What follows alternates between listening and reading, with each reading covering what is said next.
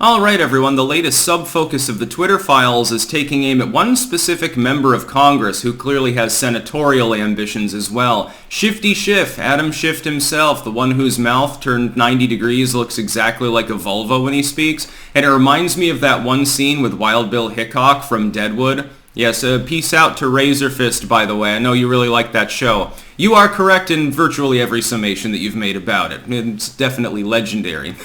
One of my favorite moments in the show, that and Steve the Drunk's racist tirades. When Full Faith and Credit came on, I literally fell out of my seat laughing. If you get a chance, look up Steve the Drunk's racist rant at some point, and you'll have some fun for a few minutes. It's so over the top and well acted, admittedly, just to be clear. Anyway, link in the description, archived of course. We're going to talk about Adam Schiff's specific personal involvement with regards to the Twitter files, and I'm sure that it goes further. Do you think that this didn't happen with Facebook, that lately has been almost completely dovetailed with the Twitter files thing? I have a feeling that similar things were afoot there. It'd be nice if the Meta team were as kind as the Twitter team in dispersing documents to the public showing the widespread anti-constitutional collusion of the Biden White House and Big Tech, and of the FBI and Big Tech, allegedly the CIA and Big Tech, the DOJ at large and Big Tech, craptivists in Big Tech, groups like the ADL. Is there a group that isn't weighing on Silicon Valley to screw around with the First Amendment? Probably not. Now, some of it's more legal than others. Sometimes there's an extra middleman step before you get to the censorship. It either goes government illegally coerces Big Tech and Big Tech takes action, or government pairs with an activist group or another corporation, they bitch at Big Tech, and then you have more plausible deniability. Still should be seen as unconstitutional, but at the very least there's a stopgap. It's sort of like when Hillary Clinton's people were working with the middleman firm there in order to try to communicate with one of their PACs illegally. They never faced any repercussions for that now, did they? I do seem to remember that several staff that were working with that middleman group got fired and disappeared from the radar, probably to avoid criminal scrutiny. Anyway, Adam Schiff repeatedly, personally, this is a member of Congress personally contacting Twitter. This isn't part of a bureau or something. This is an elected official who takes an oath to uphold the Constitution. Repeatedly badgering them and bad-mouthing the Twitter team. This paints maybe a more sympathetic picture of elements of the Twitter team, at least, under the Dorsey era and the Agrawal era, if anything else. I'm wondering again, why did Jack Dorsey decide to leave his site when he did? Did he know things were going to blow up in everyone's face? Yeah, I think that's probably a good speculation. He made a good decision. Still insufferable, somehow he's less bad than the other ones that were operating there. Apparently they went rogue more often than not. I'm not surprised to find, therefore, that Schiff repeatedly contacted Twitter through their portal and said, look, this user's spreading a meme that we find to be objectionable, or this user is saying something that hurts my fifis. Ban them. And initially it looks like they held out, and in some cases they repeatedly refused to ban the individuals because his requests were so far beyond the pale. They go beyond even like the Disinfo line. One of them's a meme of Joe Biden with a transmogrified face. And to be clear, this user was specifically targeted by a sitting member of Congress for deletion. And Twitter held off, and I think in that case they never banned the person, but in others they did. He badgered them and insinuated threats against them as well. Why does that not surprise me? Well, Adam Schiff has done that publicly.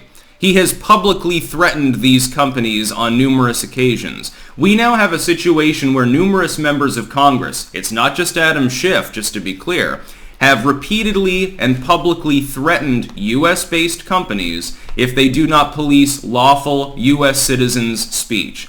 That's the point to which we've gotten to.